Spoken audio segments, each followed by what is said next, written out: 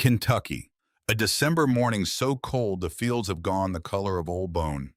A farm at the end of a county road that appears on no map worth reading, a collapsed barn roof, a porch that gave up years ago, paint peeling off wood like old skin.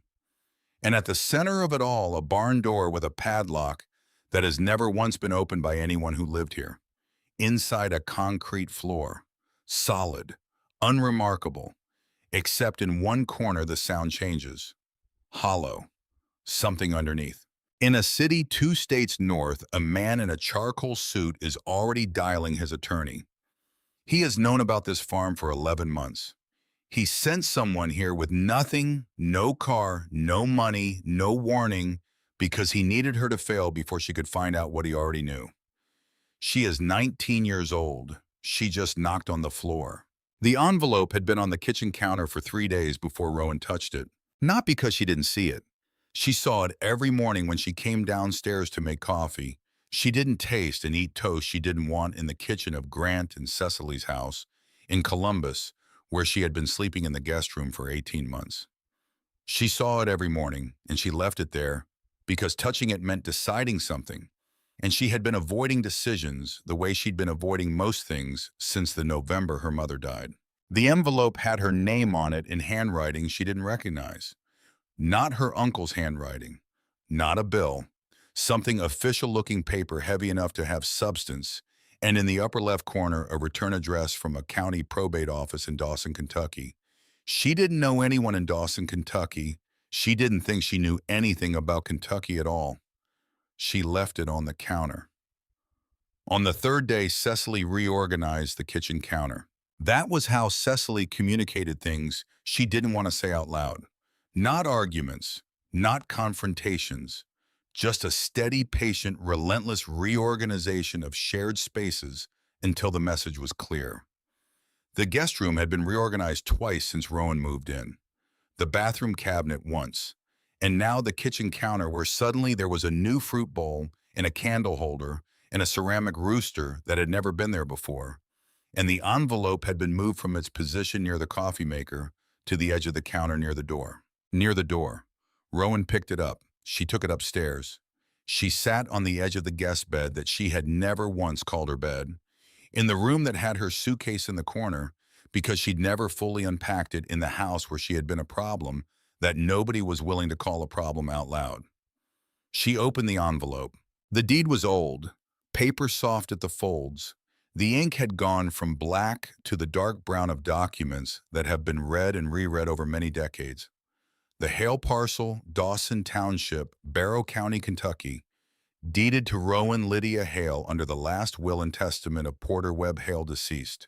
She read the name twice. Porter Webb Hale, her great-grandfather. She had never met him. She had never met anyone on that side of the family. Her mother Lydia had mentioned him exactly once about 5 years ago, and even then, only in passing. Your great-grandfather is still alive somewhere in Kentucky. We were never close. And then Lydia had changed the subject with the efficiency of someone who had made a decision about a thing and wasn't interested in revisiting it. Rowan had not revisited it. She was good at not revisiting things. At the bottom of the deed, a separate page.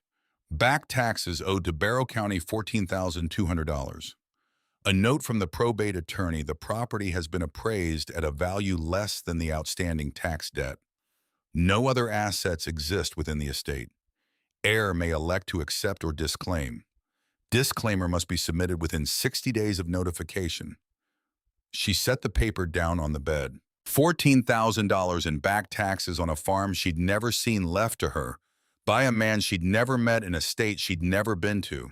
She thought Grant knew about this, and the thought sat there quietly, not going away. Grant was the one who'd handled everything after Lydia died. He'd been efficient about it. Professionally efficient, the way a man who spent his life in real estate contracts handled paperwork, which was to say he had moved through the process of his sister-in-law's estate with a focused thoroughness that Rowan had been too numb to question. The apartment had been sold. The car had been returned to the dealership because Lydia had been 2 payments behind. The furniture had gone to 3 different places. And when it was done, Grant had offered Rowan the guest room with the same tone he used to offer extra parking validation. Not unkind, not kind, just efficient. Now there was a farm in Kentucky worth less than its debts, and Rowan was holding the deed to it, and Grant had been the one to leave the envelope on the counter. Near the door, she went downstairs. Grant was in the study. He had the look of a man who had anticipated this conversation and had decided on his approach. She said, "You knew about this." He said, "I was notified with the estate paperwork." "Yes." She said, "You were offered it first." A pause, just a small one. He said it was offered to all family members in order of relationship. "I reviewed it and determined it wasn't a viable asset." Viable. Like he was describing a piece of commercial property. Like he was billing by the hour for this conversation. She said, 14,000 in back taxes. He said, "On a property worth less than that." She said, "You still could have taken it." He said, "Rowan." He said it in that voice, the one that meant he was about to be reasonable at her. He said, "I'm an attorney. I know what a debt-laden rural parcel in a declining county looks like. I know what the costs of even basic renovation would be. I did not take it because it would have been a financial liability, not an asset. I'm telling you this so you can make an informed decision about disclaiming it." She looked at him. He looked back. She said, "What happens to it if I disclaim it?" He said, "It reverts to the county. They'll sell it for the taxes." She said, "And if I don't disclaim it?" He said, "Then you take on the tax debt as your own obligation."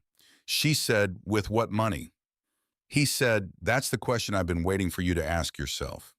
She said, "I'll think about it." He said, "The 60-day window is already running." She said, "I know how time works, Grant." She went back upstairs. She sat on the edge of the bed and she looked at the deed and she looked at her suitcase in the corner, which was never fully unpacked, which was never not ready to leave. She thought about the ceramic rooster on the kitchen counter. She thought about 18 months. She thought about the fact that she had $180 in her checking account and a debit card and a winter coat and a suitcase that was already packed. And this was by any reasonable measure a worse situation than a farm with debt on it. A farm was a place. A place was a thing she did not currently have. She pulled up bus routes on her phone. Columbus to Dawson, Kentucky. One transfer, 7 hours. One-way ticket, $38. She had $180. She booked the ticket. She did not leave a note. She sent Grant a text that said, "I'm going to look at the farm before I decide." She put her phone in her coat pocket and she picked up her suitcase and she walked downstairs and she opened the front door of the house that had always been someone else's, and she stepped out into the cold. She did not look back at the ceramic rooster. The bus left Columbus at 6 in the morning. It smelled the way all Greyhound buses smell, diesel and synthetic upholstery, and the exhaustion of people who were going places for complicated reasons. Rowan got a window seat and she watched Ohio go flat and then Kentucky buckle up into hills, and she let herself be carried because that was the only thing available to do. She slept for 2 hours somewhere in the middle. Not real sleep, the half sleep of someone too tired to stay awake but too tightly wound to actually rest. She dreamed about her mother, which she hadn't done in months. Just Lydia's face, not saying anything, just there. She woke up when the bus jerked over a rough patch of highway, and the window was dark with early afternoon cloud cover, and the hills were real hills now, steep and close, and the trees had gone bare for winter and showed their bones against the gray sky. She thought I didn't say the right things. She thought this sometimes, not as much as she used to, but it was always there in the back of things, waiting for the moments when her guard was down. The last real conversation she and Lydia had was a fight. Not screaming, not dramatic, just a Tuesday evening in October when Rowan came home from her first semester of college, looking like someone who had already started leaving, and Lydia had said something about the future, about the degree, about how a person needed a plan. And Rowan had said things she still couldn't believe she'd said. Sharp things, true things, things about being managed, about being pointed at a life someone else had chosen for her, about how Lydia always knew better, and Rowan was tired of being known better at. Lydia had gone quiet, not the cold quiet, the other kind. the kind that came from something landing. And then a week later, the diagnosis, and then 3 months, and then November, and the last real conversation they ever had was the fight. And Rowan had never gotten to say she was sorry, and she had been moving with that ever since, not stopping anywhere long enough to feel the full weight of it. The bus pulled into Dawson at 1 in the afternoon. Dawson was not small enough to be charming about it. It was the exact size of a town that had once been larger and had spent the last 40 years adjusting to the reduction. A two-block main street, a hardware store, a diner with a sign that had lost two letters and not replaced them, a post office, a church, a gas station at the edge of town where the bus stopped and where the attendant told her County Road 9 was 4 miles east. She did not have a car. She started walking. Her suitcase had wheels which helped on the asphalt, and then didn't help at all once the road became gravel, and then became a nuisance once the gravel became a suggestion. And by the time she was 2 miles in, she was dragging the thing through dead grass at the side of a two-lane road with her shoulder aching and her ears going numb from the cold. A truck passed her, slowed down. A woman in a feed cap leaned out the window. She said, "You lost Rowan," said Hale Farm, County Road 9. The woman's eyebrows did something complicated. She said, "Henry's old place." Rowan said, "Porter." "Porter Hale." The woman thought about it. She said, "Same family. You related?" Rowan said, "Apparently." The woman looked at her suitcase and then at the road and then back at Rowan. She said, "Get in, I'm going past it." The truck smelled like dog and hay and the warmth of a cab that had been running all day. The woman didn't ask questions, which Rowan appreciated. They drove in silence for about 3 minutes before she slowed and pointed at a driveway barely visible through the overgrown grass. She said, "There," and Rowan got out. The driveway was 60 feet of dead weeds and gravel that had mostly migrated into the earth. The house at the end of it was a two-story white structure, or it had been white once the paint having peeled down to wood on most surfaces and been replaced in some areas by moss. The porch sagged on the left side where two support posts had gone soft. One upstairs window was cracked in a long diagonal line. Behind the house, visible from the driveway, a barn, weathered red, gone to the gray of old wood. One section of roof had collapsed on the south side, and on the front door of the barn a padlock. Heavy steel. Not the decorative kind. The kind you bought because you meant it. Rowan stood at the end of the driveway with her suitcase, and she looked at all of it. She thought, "I have $142 left." She thought, "Okay." She thought, "This is a place." She picked up her suitcase and walked up the driveway. The front door of this house was unlocked. It had always been unlocked, she would later understand, because Porter had locked the thing that needed locking and didn't bother with the rest. Inside, dust on every surface. Air that had been sitting still for months, maybe longer. The smell of cold ash and old wood in closed rooms. The kitchen had dishes in the cabinets, blue flower pattern, dusty but intact. The living room had a worn recliner positioned to face the window that faced the barn. Not the road, the barn. She stood in the living room and looked at the recliner and thought about a man she'd never met spending his evenings looking at a barn he kept locked. In the kitchen, a gas stove. She tried the burner. It clicked and caught. So gas. She tried the faucet. Brown water, then clearing. So plumbing or something like it. She found the fuse box in the hallway and flipped the main breaker, and the overhead light in the kitchen came on with a flicker and held. So electricity. Not comfortable, not clean, but functional. She carried her suitcase upstairs and found a bedroom with a mattress and a quilt folded on the end of it. She put her bag down. She sat on the edge of the mattress. In her jacket pocket, the pocket watch. It had come with the deed documents in a small padded envelope clipped to the outside of the main envelope. A note from the probate attorney, personal effects of the deceased, no monetary value assessed, included per instruction of the estate. She took it out. Brass, heavy in the way of things built before light was considered a virtue. The face showed the time stopped at 3:47, which was when she assumed the battery or the spring or whatever made old watches run had given out. On the back, 6 numbers engraved in the brass with what looked like a hand tool, not a laser. the lines slightly uneven. 472916. She had assumed they were a date, or a phone number fragment, or nothing just marks a man made because he wanted to mark something.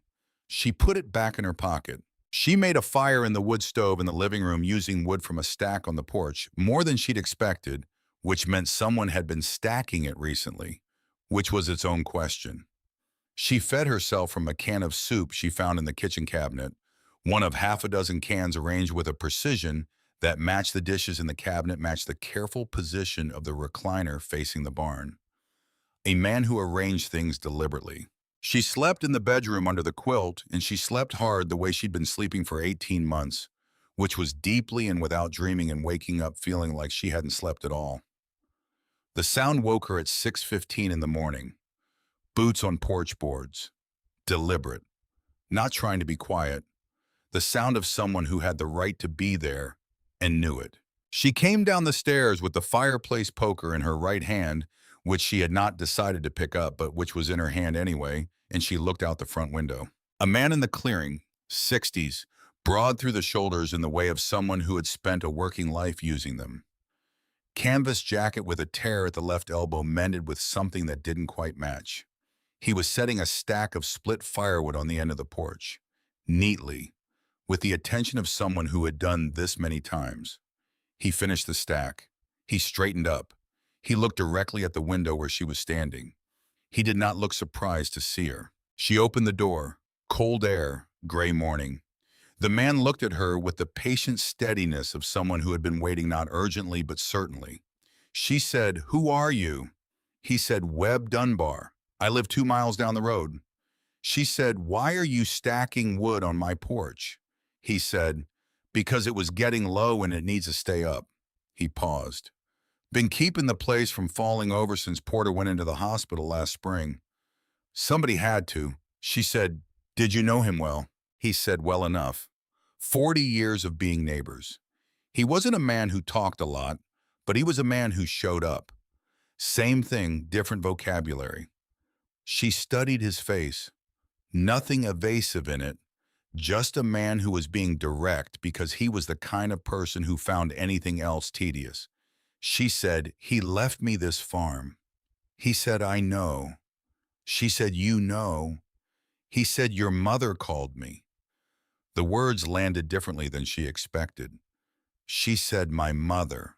He said, "About 3 years ago, before she got sick or before she knew she was sick, she called to ask if I'd keep an eye on the place if anything happened to Porter.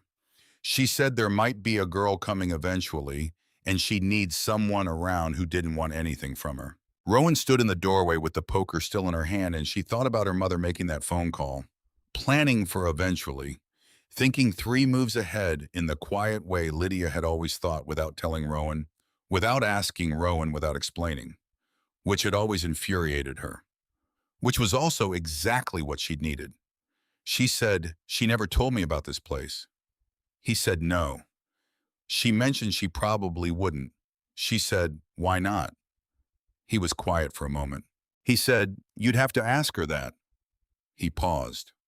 "But my guess is she wanted you to come here on your own terms, not because she sent you, not because you were looking for what was here, just because you ran out of other options and this was the last door." She looked at him. He said, "Am I wrong?" She said, "No." He said, "You want coffee? I brought a thermos." They sat on the top porch step, the way you sat with a person you just met, but who felt for reasons you couldn't immediately explain, like someone who wasn't going to hurt you. The coffee was strong and too hot and tasted like the coffee of practical people who made it to function rather than to enjoy. She looked at the barn. He looked at the barn too. She said, "That padlock." He said, "Always been there, long as I can remember. Porter never let anyone in. Not me, not anyone." He paused. "I asked him once 40 years ago what was in there. He looked at me like I'd asked him what was in his chest cavity. That's how he looked at that question." She said, "You don't know what's inside." He said, "Not a thing." She said, "Did he ever give any indication?" Webb thought about it. He said once when he was having a good day about 6 months before he died, that there was something in there that had been keeping his family alive for 150 years. He looked out at the barn when he said it. Not at me. 150 years. She put her hand in her jacket pocket, the brass weight of the watch. She said, there are 6 numbers engraved on the back of this watch. He said, what kind of numbers? She said, 472916. He said nothing. She said, the padlock has a combination dial. He said nothing. She said, is there any chance those are the same? He looked at her. He said, only one way to find out. They crossed the clearing to the barn. The padlock was old in the way old steel was old. Not brittle, but weighty. The kind of weight that was the opposite of weakness. The combination dial had numbers 0 through 9 in a ring, the paint mostly worn away, but the mechanism smooth when she turned it. Someone had maintained it. Or it was the kind of mechanism that didn't require maintenance, built for permanence. She took out the watch. She read the numbers off the back and dialed them in order: 4 to the left, 7 to the right, 2 to the left, 9 to the right, 1 to the left, 6 to the right. The lock clicked. She stood with her hand on the hasp. Webb stood a step behind her. Neither of them said anything. She opened the hasp. She pulled the barn door. It swung on hinges that had been oiled recently, which meant Porter or someone following his instructions had made sure they would open smoothly when the time came. Planned. All of this planned. Inside, collapsed beams on the south side where the roof had caved. Hay on the floor, old and gray, layered over decades. Tools on the walls rusted to near sculpture. A workbench against the far wall buried under debris, and the floor. She pushed Hay aside with her boot. Concrete, not patchy, not partial, continuous, smooth, extending across the entire footprint of the barn. She walked to the far corner, pushing Hay as she went, and the concrete was everywhere. She said, barns don't have concrete floors. He said, no. She said, not in the 1800s, not poured like this. He said, no. She walked to the northeast corner. She stopped. The surface was different here, subtly, smoother. The concrete was clearly old, but old in a different way from the rest. She crouched down. She knocked with her knuckles. The sound that came back was hollow, not the flat thump of solid concrete over solid earth. Something resonant, deep, like knocking on the lid of a very large box. She looked up at Webb. He was looking at the floor with the expression of a man having his suspicions confirmed. She knocked again, same sound. That deep, resonant answer. She said, there's something under here. She moved 6 inches and knocked again. Solid. She moved to the edge of the different textured section. Knock there. Hollow again. She traced the boundary with her knuckles, knock by knock, following the hollow sound until she had an area mapped out approximately 4 feet by 4 feet. A perfect square, set into the floor with the clean edges of something installed rather than poured. She said, it's a hatch. Webb crouched beside her. He ran his fingers along what she'd found, not a seam in the concrete, but a steel frame set into the floor, the top of it level with the surrounding surface. The corners had been lightly filled at some point, but time and temperature had contracted the filler and left the faintest shadow of a line. A square steel hatch set into the floor of a barn, with a combination lock, on a pocket watch, left to a girl who had never met the man who owned this farm. Webb said 472916. She said that was the padlock combination. He said, you think it's different for this? She looked at the floor, at the faint square in the concrete, at the shadow of something deliberate and permanent and kept secret for longer than she'd been alive. She said, there's a lock somewhere on the frame. She found it by feel, her fingers searching the edge of the steel frame until they found the small combination dial set flush into the steel, barely raised design, not to be noticed. She dialed it the same way. 4 to the left, 7 to the right, 2 to the left, 9 to the right, 1 to the left, 6 to the right. The hatch released with a sound like a pressure seal breaking, not just a lock mechanism. A seal, temperature controlled. something inside trying to stay separate from the air above. Webb gripped the edge of the hatch and she gripped the other side, and they lifted. It was heavy. Not impossibly heavy, but seriously heavy, the weight of thick steel plate and good hinges and a door that had been built to protect something worth protecting. It swung up and back on hinges that moved with the same impossible smoothness as the barn door. Cool air rose from the opening. Not cold like earth, controlled, dry, clean in a way that outside air wasn't. A faint hum from somewhere below, mechanical steady, and a ladder, steel, bolted to the side of the shaft, going down into darkness. Rowan crouched at the edge of the opening and looked down. The ladder was solid, 8 rungs visible before the dark became complete. No sound from below except the hum of something mechanical. She took the flashlight from her jacket pocket. Because she'd brought a flashlight. Because some part of her had known or had decided to act as if she'd known that this was what she'd find here. She put her foot on the first rung. Webb said, "Rowan." She looked up at him. He said, "Your mother knew, didn't she?" It wasn't really a question. She said, "I think so." He said, "And she sent you here anyway. Not to tell you, just to get you here." She looked at him. She said, "Yeah." He said, "That's either the kindest thing a person can do or the most complicated." She said, "Can it be both?" He thought about that. He said, "Yeah, I think it can." She put her foot on the next rung. She climbed down.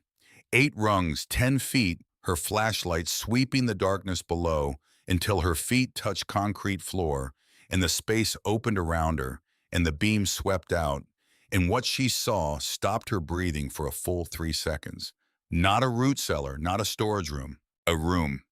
The full footprint of the barn above. Concrete walls reinforced with steel beams at intervals.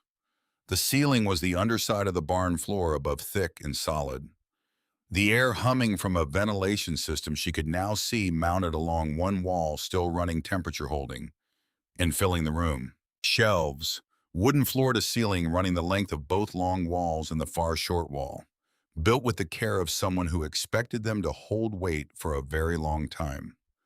On the shelves, bottles, glass, sealed with wax, each one bearing a handwritten label in small, precise script. She pulled the nearest one from the shelf and held it in the flashlight beam. Hale Reserve, 1961. Barrel 12. Bottle 7 of 38. Dark amber liquid, perfectly clear, moving slowly when she tilted the bottle. And beside the shelves, barrels. Wooden. Stacked on racks in a separate section partitioned by a rough wooden wall. Smaller barrels, white oak, hooped with steel bands. She touched one. Solid, not empty. She put her ear against the wood. Full. Still aging. And past the barrels, through a low doorway in the concrete wall, another room. Webb had come down behind her. She heard his boots on the ladder, heard his breath when he reached the bottom and turned and saw what she was seeing. He said one word. He said, "Lord." She said, "How many bottles do you think?" He was quiet for a moment. She could hear him counting or trying to count. He said, "Thousands." She moved to the doorway in the concrete wall and ducked through. The second room was smaller, a workshop, a copper apparatus on a stone base that she recognized distantly from some half-remembered image as a still. Not small, a serious professional, still copper green with age, but intact with fittings and tubing all in place, surrounded by a workbench holding glass instruments and copper tools and 4 leather-bound notebooks arranged in a precise row. She picked up the nearest notebook. The cover was unmarked. She opened it. Her flashlight hit the first page. Hale Family Recipes, Volume 1. Established 1847. The handwriting was careful and old. Not Porter's handwriting, something older, someone further back. She turned pages. Recipes. Not casual, precise. Ingredients measured in units she didn't immediately recognize, temperatures noted in Fahrenheit, and another scale, timing instructions that ran over multiple pages. detailed in the way that professional documentation was detailed, the work of someone who had been doing this for a long time and wanted to ensure it would continue. She looked at the other three notebooks. Same cover, same handwriting, in the first different handwriting, in the second different again, in the third. 4 volumes, 4 hands, 4 generations of the same knowledge passed down in leather notebooks in a room under a barn in Kentucky, and in the far corner of the second room, a third doorway. She went through. A third room, stone walls, a plain wooden table, a chair, a lamp with a spare bulb beside it on the table, and on the table weighted down by a single glass bottle and envelope. Her name, in handwriting she didn't know, but which had the careful deliberation of old age. And beside it, a second envelope. Her name again. Different handwriting, a handwriting she would have recognized anywhere. Her mother's. Rowan stood in the third room of a vault dug into the earth under a barn in Kentucky, and she looked at 2 envelopes with her name on them, and she did not reach for them yet. Not yet, because her hands were shaking, because she was 19 years old, and she had $142 and no address, and she was standing in the most extraordinary thing she had ever seen in her life. And somewhere in those 2 envelopes were the answers to questions she hadn't even known she was asking. She pressed her back against the stone wall and she breathed. She breathed. From above, distantly, she could hear the sound of the Kentucky wind working at the barn roof, the normal sound of the world, the unremarkable weather of a December afternoon. Down here, silence except the hum of the ventilation system, keeping the temperature, keeping the air, keeping everything exactly the way someone had decided it needed to be kept. She looked at her mother's handwriting on the envelope. She picked it up. She put it down. Not yet. She looked at Porter's envelope. She looked at the notebooks. She looked at the bottles on the shelves through the doorway behind her. The amber glow of 60-year-old whiskey in the flashlight beam, row after row after row. She thought about her mother calling a man she'd never met to ask him to watch over a farm she'd never mentioned. She thought about an envelope that had been waiting for her on a kitchen counter, near the door. She thought about Grant and his legal pad and his word viable. She thought he sent me here with nothing. And then she thought, so did she. But one of them did it to keep her from having something, and one of them did it to make sure she would find it herself. She picked up Porter's envelope. She looked at the handwriting. She looked at her mother's envelope beside it. And she thought, I'll read them both. I'll read every word. But not standing here in the dark. She climbed back up the ladder into the December cold of the barn, with the envelopes in her jacket pocket and the pocket watch in her hand, and she stood in the light coming through the broken roof, and she breathed the cold air, and she looked at Webb. He looked at her. She said, I'm not selling this farm. He said, no. She said, I'm not going back to Columbus. He said, no. She said, I have $142 in an overdue tax bill. He said, I know. She said, what did my mother say to you when she called?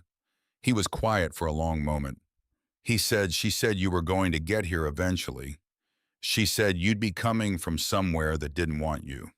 She said when you arrived to make sure you knew you were allowed to stay. The wind moved through the broken roof of the barn. The padlock lay on the ground where she'd left it. She picked it up. She put it in her pocket. She walked out of the barn into the gray December afternoon, and she looked at the house, and she looked at the driveway, and she looked at the 2 miles of Kentucky road between here and the nearest person who might be watching. She thought, this is a place. She thought, this is my place. And for the first time since the fight on that Tuesday evening in October 18 months ago now, she did not think about running. She read Porter's letter first. She had carried both envelopes up to the house, set them on the kitchen table next to the pocket watch, made a fire in the wood stove, and sat in the chair that faced the window that faced the barn. Webb had gone home to feed his cattle. He had not asked if she was all right. He had said, I'll be back in the morning, and she had said, okay, and that was the whole conversation, and it was exactly enough.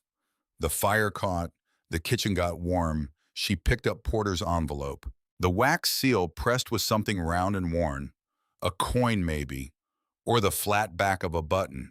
She broke it with her thumb and pulled out 7 pages of paper written in the small, precise hand of an old man who had decided to say everything he'd never said. She read it twice before she fully understood what she was reading. Then she sat back in the chair and looked at the ceiling for a long time. His name had been Porter Webb Hale. His father's name had been Clement. Before that, James. Before that, Henry, who had built the original still from copper salvaged from a shipment passing through Louisville in the spring of 1847, who had started with 2 acres of corn and a recipe his own father had taught him in North Carolina, who had sold his first barrel to a hotel in Lexington for a price that let him buy seed for the following season. Hale Distillery, not a hobby, not a side project. A licensed commercial distillery registered with the state of Kentucky, operating legally for 73 years, until Prohibition, January 17, 1920. The day the Volstead Act took full effect and the licensed whiskey business in the United States locked its doors and handed over its inventory and became overnight a different kind of business or no business at all, except the Hales hadn't done either of those things. James Hale, Porter's father, had done something else. He had taken the copper still and the 4 notebooks of recipes and the remaining inventory, and he had dug 2 years of work, mostly by night, hauling clay out of the earth in buckets, building stone walls from the field rock. The farm turned up every spring, pouring concrete with a crew he'd hired from 3 counties over, men who didn't know the address and wouldn't have told anyone if they had. He had built a room under the barn, and then he had poured a clean concrete floor over the top of it and waited for the law to change. The law did not change fast enough. James died in 1942. His son Clement continued. Porter took over in 1963. And through all those years, through all those decades of prohibition, and then the complicated patchwork of post-prohibition licensing that made legal distilling in Kentucky difficult for small operations, the Hale Vault had simply kept going, quietly, underground, producing bourbon that moved through a network of private buyers and trusted intermediaries who never asked questions because the whiskey was too good to ask questions about. And then something happened in 1987. Porter didn't write about it in detail. He wrote around it the way people wrote around things they had survived but didn't want to fully revisit. A man he trusted, a partnership that had gone wrong, a confrontation at the farm that had ended in a way Porter refused to specify, but which had resulted in his decision to stop selling entirely, to stop everything. He had sealed the vault in 1988, poured new concrete over the hatch, planted the padlock combination in an object he intended to give eventually to the right person, and he had waited for 36 years. He had waited because he was afraid of making the same mistake again. Because the one time he had trusted someone with what was under the barn, it had nearly cost him everything. And because the older he got, the more certain he became that the right person for this was not someone who came looking for it. It was someone who came because they had nowhere else to go. He had met Lydia once, one time. June of 2019. She had contacted him through the probate attorney who held the trust documents, explaining who she was, asking if she could come see him. He was 92 and living with a neighbor's family by then, the farm unoccupied but maintained by arrangement. She had driven from Columbus to Dawson, and they had sat on the neighbor's porch for 3 hours, and she had told him about Rowan, and he had told her about the vault. He wrote, "Your mother asked me one question before she left. She asked if I thought you'd find it. I told her I didn't know you well enough to say. She said she did, and she seemed very sure. I asked her what made her sure. She said because Rowan only goes where she has a reason to stay." Rowan read that sentence 4 times. She put the letter down. She looked at her mother's envelope. Porter had written at the bottom of the last page, "There is a second letter. Her instructions were that you read mine first." I don't know what she said. I kept it sealed. Rowan put her hand on her mother's envelope. She did not open it. Not yet. Because something Porter had written needed to settle first, needed to become real before she added anything else to it. She got up and she walked out to the barn and she climbed down the ladder and she stood in the vault with her flashlight and she looked, really looked. The bottles on the shelves ran the length of the first room. She counted shelves 8 high, both long walls and the far short wall. She counted bottles on one shelf 34. She counted shelves per section 12. She was not a mathematician. She had not gone to college long enough for that to matter. But she could do this math. Somewhere between 4,000 and 6,000 bottles, all sealed, all labeled. The oldest label she found on that first pass was dated 1951. The newest she found was 1987, which would have been the last year before Porter sealed everything. 36 years in this room since the last bottle was made. She went through to the barrel room, 40 barrels on the racks. White oak hooped with steel, each one tagged with a date written in grease pencil on a paper label. The dates range from 1979 to 1987. The youngest was 37 years in the wood. She put her hand on the nearest barrel and felt the faint vibration of the ventilation system keeping the temperature exactly where it needed to be. Exactly where Porter had set it. Still running. The still room she went through carefully this time, looking at the equipment with new understanding. The copper pot was the size of a small car green, black with age, fitted with copper tubing, running to a coil immersed in a stone basin. All original, all intact. A placard on the wall, handwritten and framed under glass, established by Henry Hale, 1847. Continuous operation. She looked at that word. Continuous. She went to the document room. She found the filing cabinet first. Steel 4 drawers labeled by decade in the same careful handwriting as the bottle labels. She pulled the most recent drawer and found the trust document. Read it carefully. The Hale parcel. All land structures and contents. Irrevocable. Beneficiary Rowan Lydia Hale. Signed 2001. Witnessed and notarized. Filed with the probate court of Barrow County. She noted the exclusion clause on page 3. Not subtle. Not vague. Specific. By name. Grant Allen Hale. Cecily Grant Hale and their issue are explicitly excluded from any claim, interest, or right of access to the trust property or its contents in perpetuity under any circumstance, including but not limited to legal action, court order, or conservatorship proceeding. She read that clause again. By name, Grant Allen Hale. Her uncle named specifically in a document written in 2001, when Rowan was -3 years old, when her mother was still alive. Porter had known 23 years ago that this specific branch of the family was a specific problem. She folded the trust document and put it in her jacket pocket. She climbed back up the ladder. She went to the kitchen table. She picked up her mother's envelope. The handwriting on the front was quick and certain, the handwriting of someone who had written in a hurry but had not been careless. Lydia's handwriting, which Rowan had seen on grocery lists and birthday cards, and the note that was always in her school lunch until 8th grade, when Rowan had asked her to stop, which she had not meant, which she had said because she was 12 and didn't understand yet how few years there would be. She opened the envelope. Her mother's letter was 4 pages. She read it once without stopping. Then she sat very still for a long time. Then she read the last page again. Lydia wrote, I know about the last conversation we had. I know you've been carrying it. I need you to hear this clearly, Rowan. You didn't say anything wrong.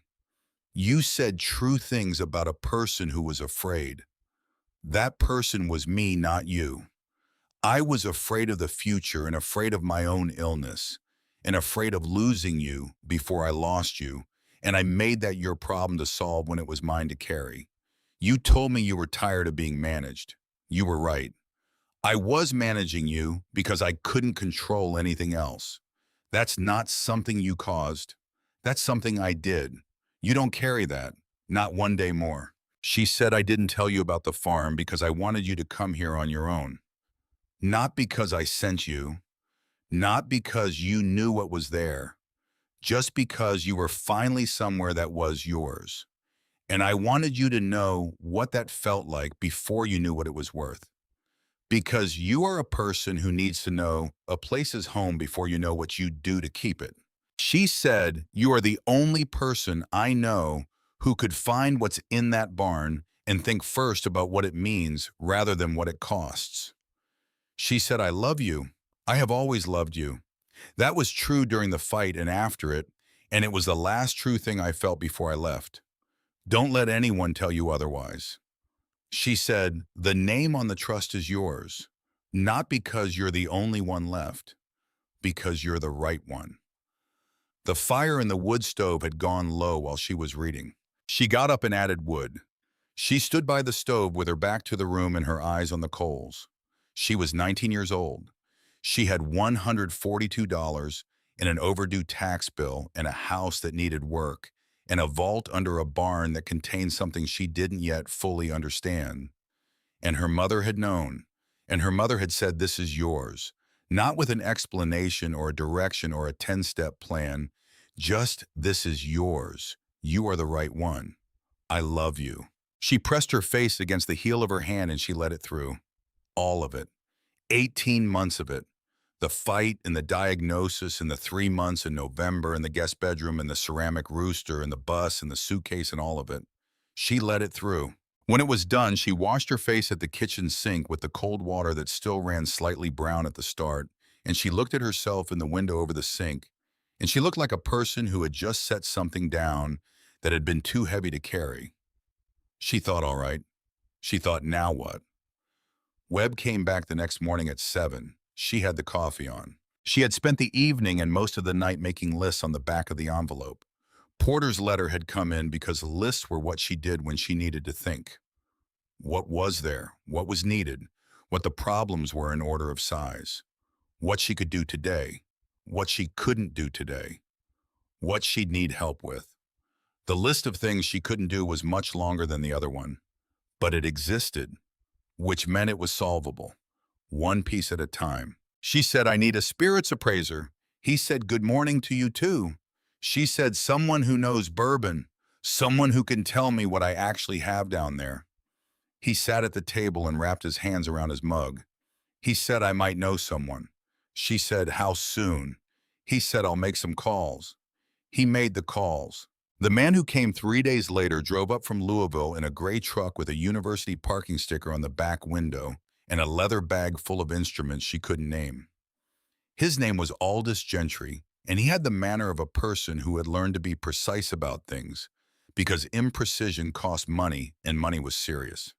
He said hello to Rowan, and he said hello to Webb, and then he looked at the barn and he said, show me. She showed him. She stood at the bottom of the ladder, and she watched him move through the vault the way she'd watched a man once move through an art museum. Not quickly, not for show, just with the concentrated attention of someone who understood what they were seeing. He pulled bottles at random. He held them to the light.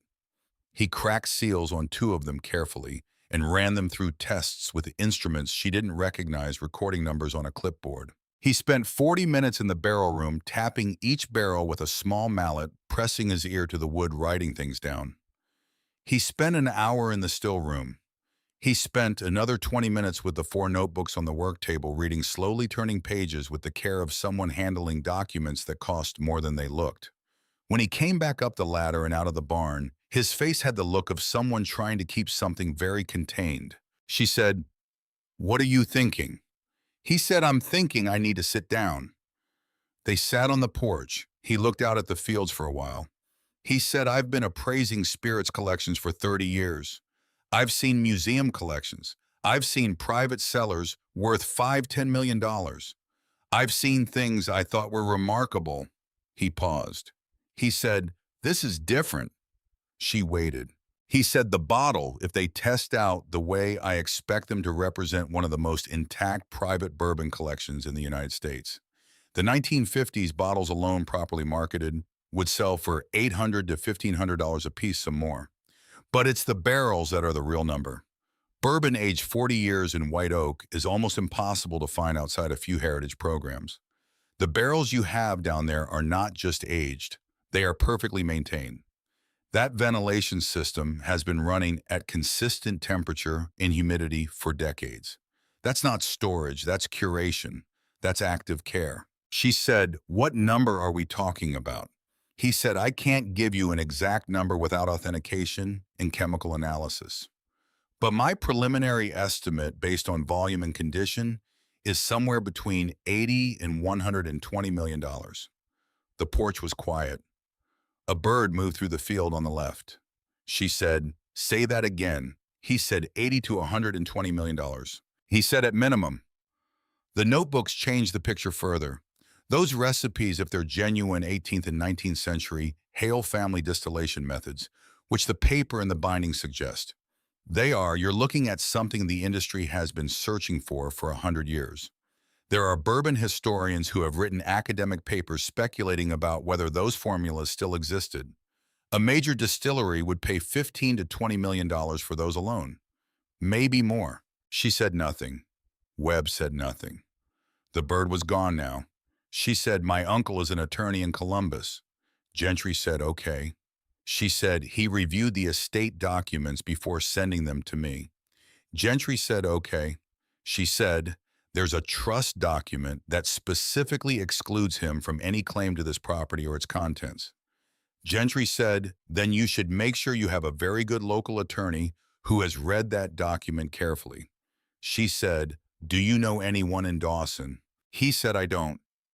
Webb said, "There's a woman above the hardware store." She looked at him. He said, "Thea Colburn. Her father had dealings with Porter years ago. She's been in that office a long time. I don't know her work, but I know her name, and I know Porter didn't keep his documents with her by accident." Rowan looked at the barn. She thought about Grant's face when she'd said, "I'll let you know."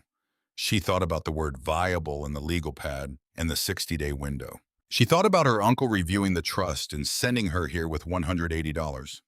She thought he knew. She thought he knew it excluded him by name.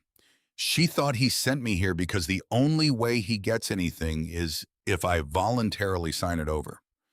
And he thought I would because I had nowhere else to go and no one to help me.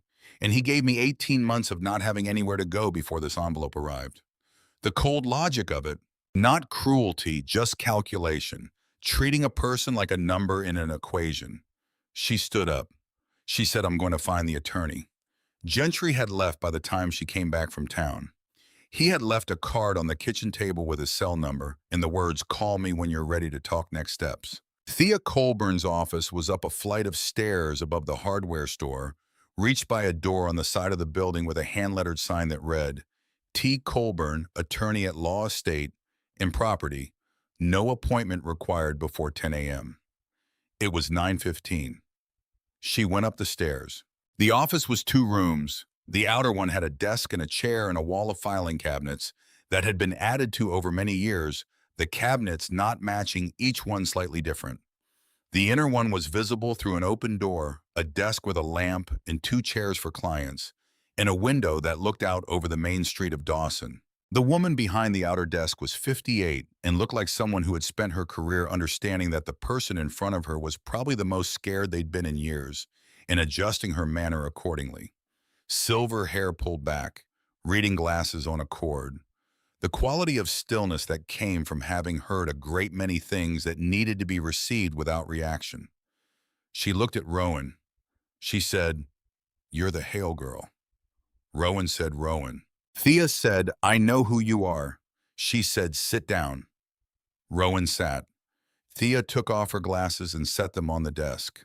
She said, "My father's name was Everett Colburn. In 1978, he was 40 years old, and he had just lost his hardware store. This hardware store to a bad loan he'd signed in a bad year. He had 4 children and no income, and a business that was going to be foreclosed by the end of the month." She said, "Porter Hale drove into town on a Tuesday morning and walked into the store while my father was trying to figure out how to tell his family. They'd known each other to wave at for 20 years. Porter sat down on a stool at the counter, and he talked to my father for 2 hours. And when he left an envelope with enough money to pay the loan current and 2 months ahead." She said, "He never asked for it back. My father spent the next 30 years trying to find a way to repay it, and Porter would never let him. He said, when the time comes, you'll know what to do. She looked at Rowan. She said, in 2001, Porter came into this office and filed a trust document and asked me to hold a copy in my personal files, not the firm's files, my files, with a note attached that said, when the right person comes from the Hale family, this is what they'll need to know. She picked up a folder from the corner of her desk. She said, I have had this in my desk drawer for 23 years. She opened it. The trust document. A copy of the original with Thea's own handwritten notes in the margins, dated 2001 with updates in different pen colors from the years following. She had been reviewing it, tracking case law, noting relevant precedents. She had been preparing for 23 years. Thea said, your uncle is Grant Allen Hale. Rowan said yes. Thea said, he's a real estate attorney in Columbus. Rowan said yes. Thea said, he knows about this trust. It was not a question. Rowan said, I believe so. Thea said, then I need you to tell me everything. Not what you think is relevant. Everything. From the beginning. Rowan told her. All of it. The envelope on the counter. The ceramic rooster. 18 months. The $180. The bus. The lock barn. The pocket watch combination. The vault. She told Thea what Gentry had estimated. Thea's expression did not change, which told Rowan that either she already knew or she had very good control of her face. When Rowan was done, Thea said, I need you to understand something about the trust document your great-grandfather filed. She spread it open on the desk. She said the exclusion clause on page 3 is specific and irrevocable. By name, Grant Allen Hale, his wife, their heirs. No claim, no access, no legal standing of any kind. Rowan said, I found it. Thea said, then you understand why a guardianship proceeding would be the only avenue available to him. Rowan said, he hasn't filed anything. Thea said, yet. She said, he made his approach to you in person at the family meeting suggesting you disclaim the property. When you didn't, he waited. He already had the property records from 11 months prior, which is how he knew the exclusion clause existed. He'd been watching since then to see what you'd do. When you stayed and brought in an appraiser, he shifted to the petition. She said a guardianship petition allows a court to appoint someone to make decisions on behalf of a person deemed unable to do so competently. If a court appoints your uncle as your guardian, he could direct the management of your assets. Not the trust property itself that's protected, but the proceeds from it, the money, any contracts you signed. Rowan said, can he actually get that? Thea said, not if we're prepared for it. Then she said, but we have to move before he does. The court papers arrived 11 days later. She was at the kitchen table with her morning coffee when she heard a car on the driveway, not Webb's truck, something smaller and more hesitant. A man got out with a clipboard and a manila envelope in a manner that said, he found this part of his job uncomfortable. He said, Rowan Lydia Hale. She said yes. He handed her the envelope. She opened it on the porch. Grant Allen Hale and Cecily Grant Hale, petitioners versus Rowan Lydia Hale respondent. Petition for declaration of limited legal incapacity and appointment of limited conservator of the person in estate. She read it standing. It took 6 pages to say the following. She was 19 years old. She had no income. She had dropped out of college. She had relocated to an isolated rural property. She had engaged in significant financial transactions with parties unknown. She was vulnerable to exploitation by unidentified third parties. They cited the appraiser's visit. Someone had been watching the farm. She stood on the porch and looked at the driveway. The process server was already gone. She went inside and called Webb. He said, I'll come over. She said, bring coffee. Then she called Thea. Thea said, I've been waiting for this. She said it without surprise, without heat. She said, don't talk to anyone you don't absolutely trust. Don't sign anything. Don't respond to any contact from your uncle or his attorney. Come to my office tomorrow morning with every document you have. She said, and Rowan. She said, he made a mistake. Rowan said, "What mistake?" Thea said he cited the appraiser's visit, which means he had someone watching the property, which means he knew about the vault before he filed, and he still filed. She said he had two options when he found out what was under that barn: contact you directly and make a deal, or file a guardianship petition and take control. He chose the petition. She said that choice is going to cost him. That evening, Rowan went back down into the vault, not for any practical reason, not to count or check or verify, just to be there. She sat on the stool in the still room with the four leather notebooks on the table in front of her, and the lamp lit and the ventilation hum around her. And she thought about 4 generations of the same family doing the same thing in secret. Henry building the room with his hands because he refused to let prohibition end something his father had built. James keeping it running through the Depression and the war because some things don't stop. Clement passing the notebooks to Porter like passing a torch in a dark room. Porter sealing it all in 1988 after one betrayal too many, and then waiting. Decades of waiting. Not for the right moment, for the right person. And Lydia going to meet an old man in 2019 because she knew she was sick and she needed to make sure the chain didn't break. One link handing to the next. All the way to a 19-year-old girl on a Greyhound bus with a suitcase and $180 in a pocket watch she didn't understand. She picked up volume 1 of the notebooks. She opened to the first page. The oldest handwriting. Henry's, she assumed. Careful and formal in the script of a man who had taught himself to write. At the top of the first page, before the first recipe, a single line. This belongs to the one who stays. She looked at that line for a long time. This belongs to the one who stays. Her mother had said you are a person who needs to know a place's home before you know what you do to keep it. Porter had said your mother seemed very sure you would find it. I asked her what made her sure. She said because Rowan only goes where she has a reason to stay.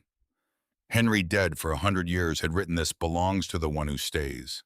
She did not think she was a mystical person. She did not believe in signs. But 3 people across 150 years had all said the same thing without knowing each other's words. That felt like something. She closed the notebook.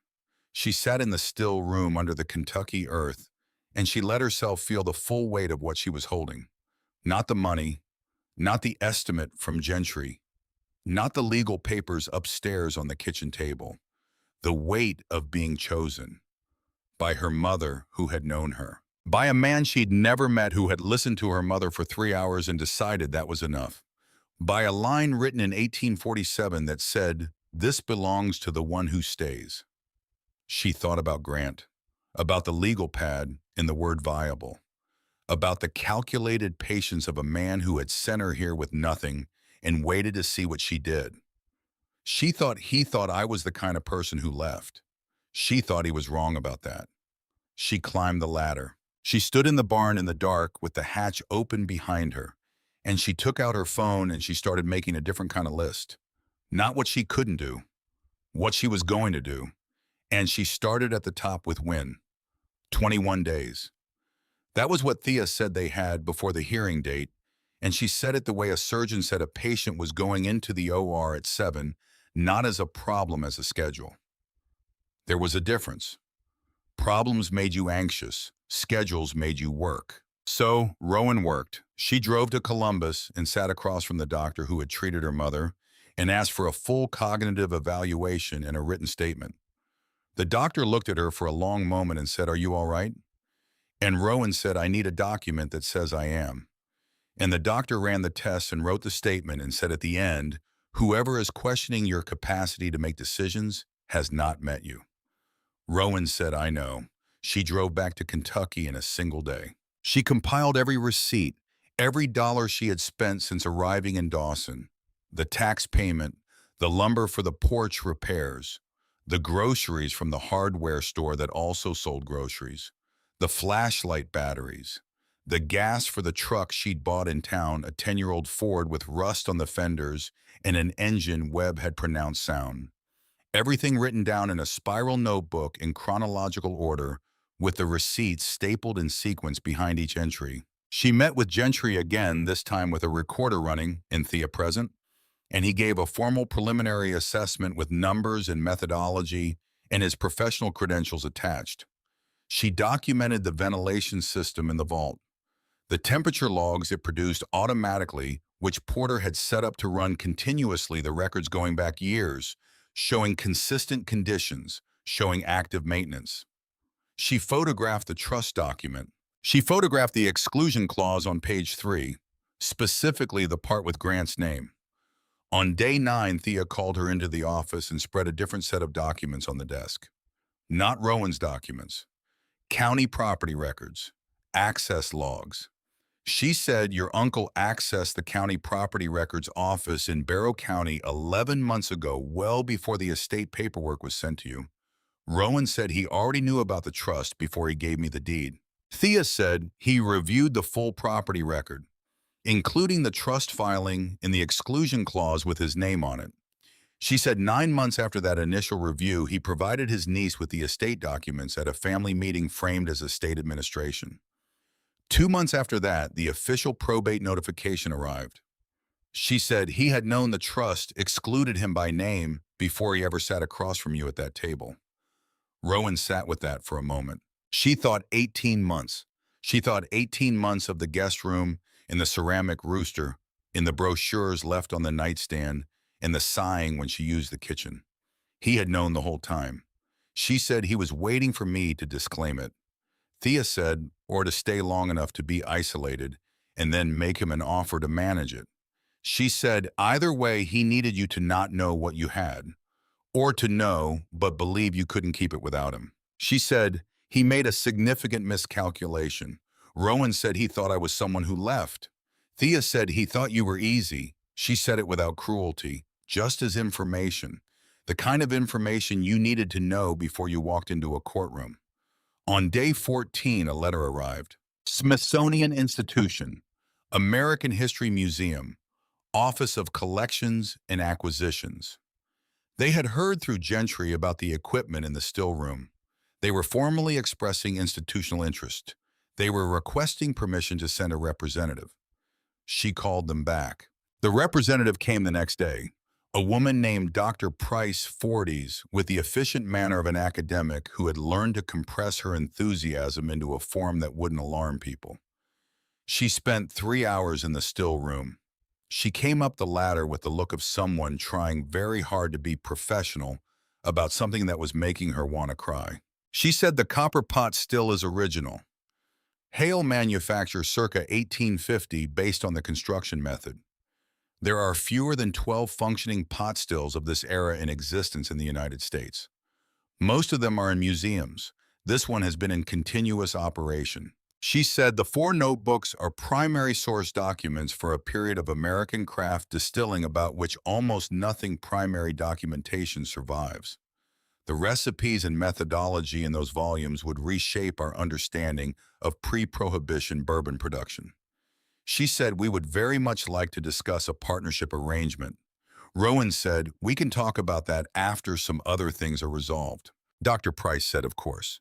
She handed over a letter on Smithsonian letterhead, expressing institutional interest and requesting formal consideration, which Rowan put in the folder. On day 17, a second letter arrived. Kentucky Distillers Association.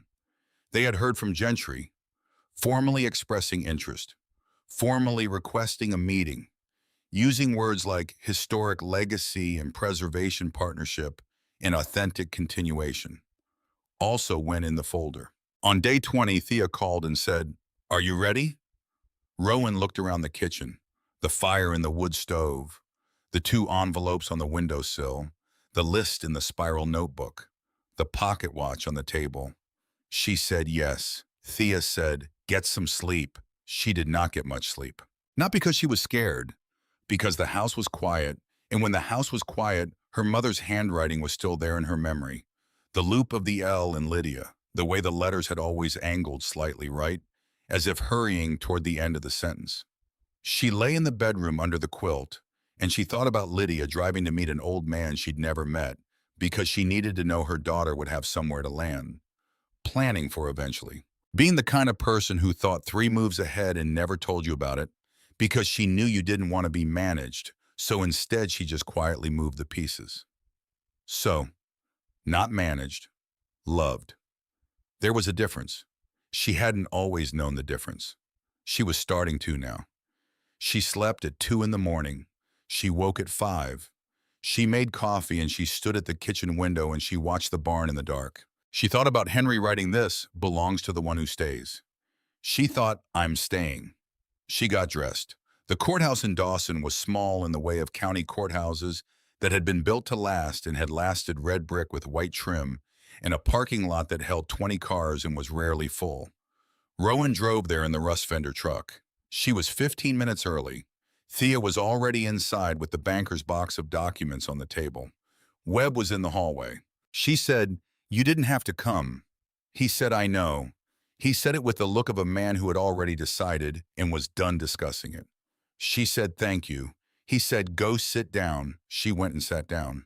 Grant arrived with his attorney, a man in a dark suit who carried a leather briefcase with a combination lock on the latches, the kind of briefcase that announced itself. Grant was in charcoal. His wife, Cecily, had not come. Just Grant and the attorney and the composed confidence of men who believed they had already won. He did not look at Rowan, which told her something. The judge was a woman named Harlan, 60s, reading glasses on a chain, the face of someone who had been watching people try to do things to each other for 30 years and had not become cynical about it exactly, but had become very precise. She read the petition. She read it without expression. She set it down. She said, "Counselor, you're petitioning for limited conservatorship on what grounds?" Grant's attorney stood. He laid it out methodically. Rowan was 19. She had left college in her first semester. She had no income. She had no credit history. She had relocated to an isolated rural property. She had engaged in significant, undisclosed financial transactions with parties who had no established relationship with her prior to her arrival in Kentucky. She was, in the attorney's word, vulnerable. Then he called his expert, a psychologist, the kind you hired specifically for this kind of proceeding, and everyone in the room knew it, but he was credentialed, and the court was required to hear him. He described the profile of a young person in grief, the tendency to make impulsive financial decisions, the risk of exploitation by older individuals offering guidance in exchange for access to assets. The word exploitation used 6 times. She counted. Judge Harlan looked at Rowan, not hostile, assessing, the careful look of someone who was taking in everything she saw and deciding what it meant. Rowan looked back. She did not look away, and she did not look defiant, and she did not look scared. She just looked. The way she had learned to look at things, she was trying to understand completely. Because the judge was doing a job, and the job required her to actually see who was in front of her. So Rowan let herself be seen. Then Thea stood up. She did not raise her voice. She didn't do anything dramatic with her posture or her expression. She opened the banker's box, and she began to put things on the table one at a time with the calm efficiency of a woman who had been preparing for this specific conversation for 23 years. First, the trust document. She said the Hale parcel and all its contents are held in an irrevocable trust for the sole benefit of Rowan Lydia Hale. Established in 2001, notarized, filed with this court's probate division. She turned to page 3. She said the exclusion clause, I'll read it directly. Grant Allen Hale Cecily. Grant Hale and their issue are explicitly excluded from any claim interest or right of access to the trust property or its contents in perpetuity under any circumstance, including but not limited to legal action court order or conservatorship proceeding. She said it in front of the judge. She said the petitioner is named specifically and explicitly in the trust document he is attempting to circumvent through this proceeding. Grant's attorney said that exclusion was established without the respondent's knowledge or consent and may reflect the petitioner's undue influence on the deceased grantor. Thea said, the grantor died at 97 years of age in full possession of his faculties, as certified by his attending physician attached as Exhibit B. The trust was established when Rowan Hale was not yet born. It is difficult to attribute undue influence to a person who did not yet exist. She put down the next document. County property records access logs. She said 11 months before this petition was filed, Grant Allen Hale accessed the property records of the Hale parcel at the Barrow County Assessor's Office. He reviewed the full record, including the trust filing and the exclusion clause with his name on it. She said he took no action at that time. She said 9 months after that access at a family meeting, he provided his niece with the estate documents and suggested she consider disclaiming the property. He provided her with $180. She let that number sit. She said he knew the trust excluded him by name. He knew the property contained assets of significant value. He knew the only way he could access those assets was if Rowan voluntarily signed them away or if a court granted him control over her decision-making. She said this petition is not an expression of concern for a vulnerable young woman. It is a calculated legal maneuver by a man who has been excluded from an inheritance and is attempting to recover what was deliberately kept from him. She put down the Smithsonian letter. She put down the Kentucky Distillers Association letter. She put down Gentry's preliminary assessment. She put down the cognitive evaluation from Rowan's doctor. She put down the tax receipts, the repair invoices, the truck purchase agreement, the bank statements, the spiral notebook with the receipts in chronological order. She said in 6 weeks on this property, Rowan Hale has paid $14,000 in back taxes, purchased and registered, a vehicle repaired, the residential structure, opened a bank account, retained legal counsel, engaged a professional appraiser, and been formally approached by 2 national institutions requesting partnership arrangements. She said she has done all of this without making a single financial decision that was not documented, deliberate, and fully within her legal rights as the trust's sole beneficiary. She looked at Grant's attorney. She said, "Your expert described the profile of a vulnerable young person making impulsive decisions. I would ask him to point to a single impulsive decision in that record." Grant's attorney said the association with Mr. Webb Dunbar. Thea said, "Which brings me to my witness." She said, "Your Honor, I'd like to call Webb Dunbar." Webb came in from the hallway. He sat in the witness chair the way he did everything with the unhurried solidity of a man who had decided to be exactly where he was and wasn't confused about it. Thea said, "Mr. Dunbar, how long have you known the Hale family?" He said, "About 40 years. Porter and I were neighbors. He'd come into town for supplies and we'd talk. Not often, didn't need to be often." She said, "How did you come to be involved with this property following Porter Hale's death?" He said, "Lydia Hale called me." The room was quiet. He said, "About 3 years ago, before she was diagnosed or before she told people she was diagnosed." He said, "She said Porter was getting older and there wasn't going to be anyone to look after the farm. She said there might be a young woman coming eventually. She said she needed someone nearby who would be there when that happened." Grant's attorney said, "What did she ask you to do specifically?" Webb looked at him. He said, "She asked me to make sure her daughter knew she was allowed to stay."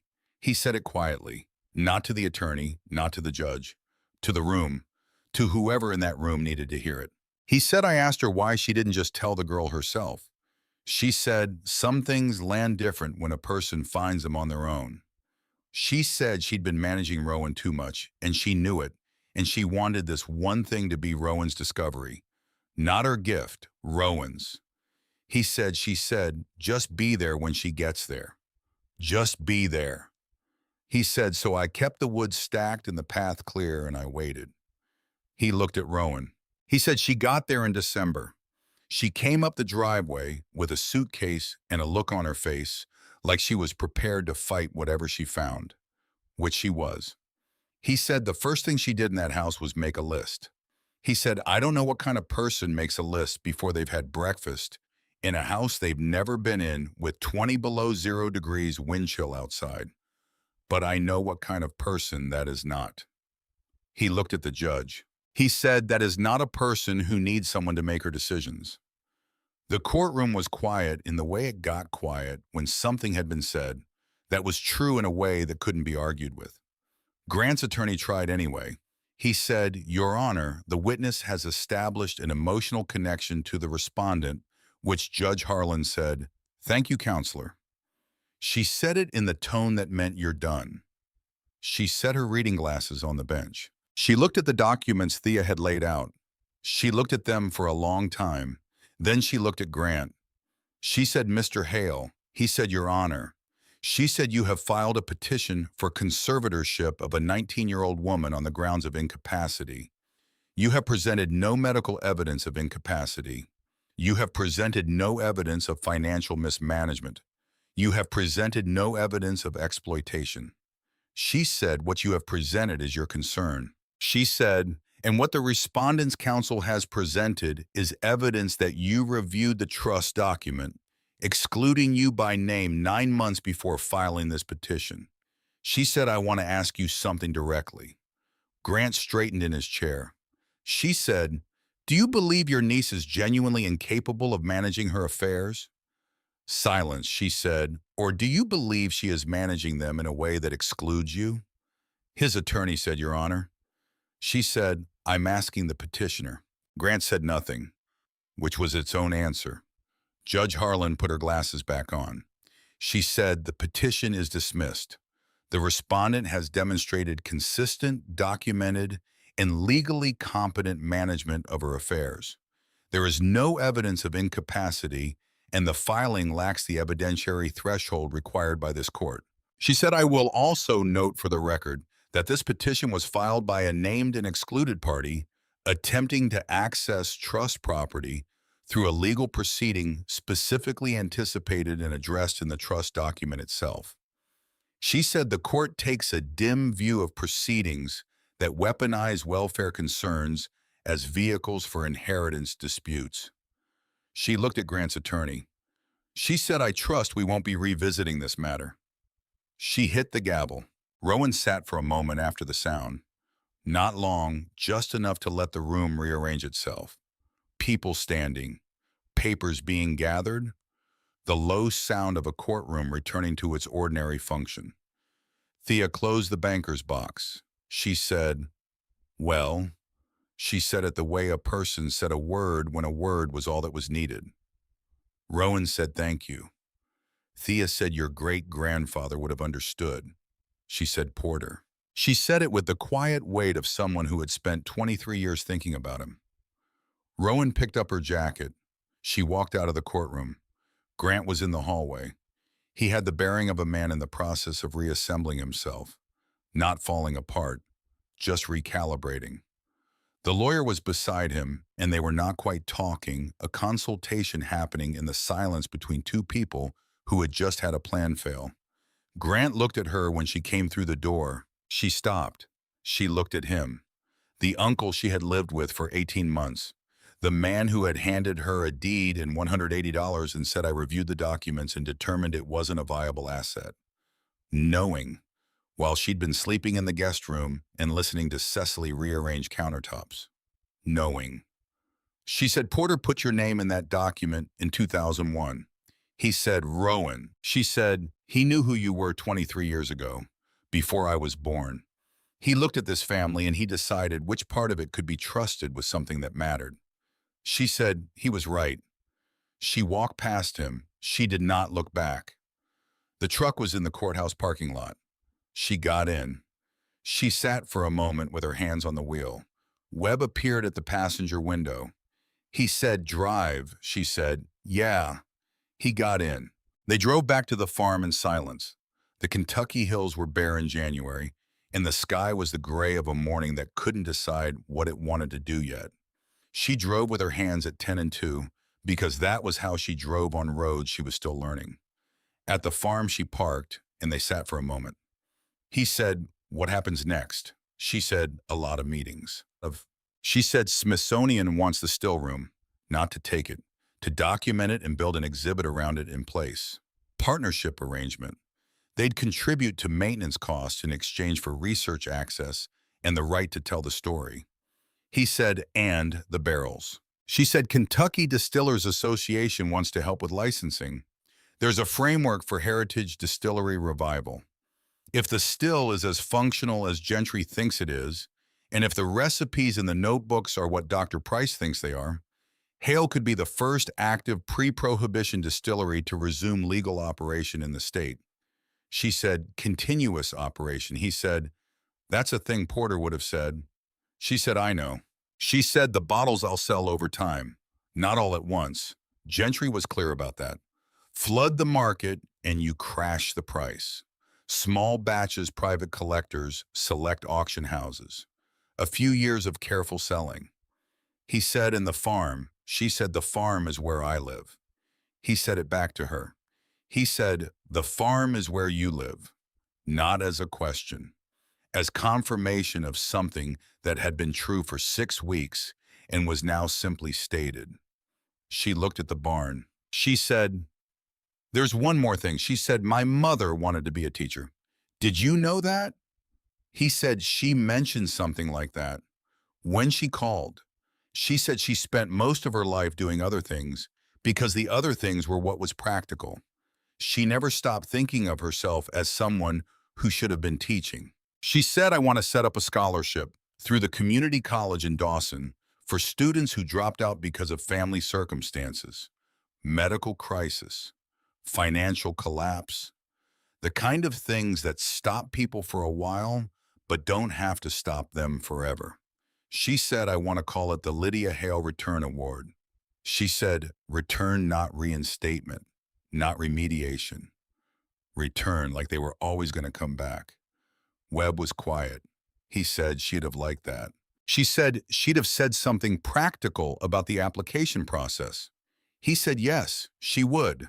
She said, and then she'd have liked it. She got out of the truck, she walked to the barn, she opened the door, and she stood in the entrance and looked at the floor. The concrete, smooth and unremarkable from here. Nothing to tell you what was underneath. Nothing to suggest that anything had been built here with more intention than the ordinary business of farming. Except the padlock in her pocket, which had been opened by 6 numbers, engraved by hand, in a watch given to a girl who didn't know what she had. She thought about a man who had been 92 years old, sitting on a porch in Kentucky, listening to a woman he'd never met tell him about a daughter she was already figuring out how to leave well. Making a decision based on 3 hours and his own long experience with what it looked like when someone was worth trusting. He had chosen Lydia's word for it, and Lydia had chosen Rowan's character for it. And somehow that chain passed hand to hand through 150 years of people who built things and sealed them and waited for the right person to open them, had landed here, in December, in a Kentucky winter, with a girl who came to sell. She turned and looked at the house. White paint fresh on 3 sides. Webb had helped with the 4th side last week, and it showed slightly different coverage, but she didn't mind. New porch with cedar planks, the kitchen window with the slight fogginess of old glass, her truck in the driveway. She thought about Lydia, not about the fight, about the lunches. Because the fight was the last thing, but it wasn't the whole thing.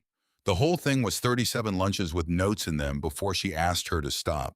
And Sunday mornings with the good coffee and the way Lydia had sat with her through 3 different auditions for 3 different things Rowan had wanted and not gotten without once saying the wrong kind of reassurance. The whole thing was a woman who had called a stranger in Kentucky because she needed to know her daughter had somewhere to land.